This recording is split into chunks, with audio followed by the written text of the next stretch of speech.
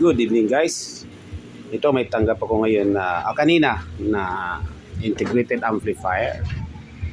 Ito ay isang stereo karaoke amplifier EB502BT. Ang issue nito guys ay wala nang sounds. Hindi na pumipitik ang relay.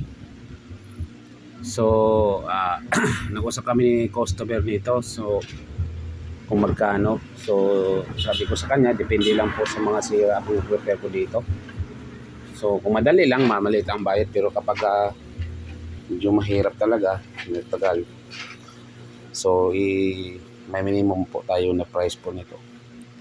So ito po yung mga sira guys, papakita ko lang. Ito yun, yan, potentiometer, yung GRC IC nya, itong op amp nya IC, ito yung mga differential transistors, yan, mayroon pang ceramic, sunog po to guys, oh, sunog yan, sunog yan, oh, sunog. So ito na sira guys, na ngayon na okay na siya. So yan, yan, napitan ko na siya ng test sounds or speaker. Yan. Yan. Ito na yan. Kinabitan ko na siya. At volume natin.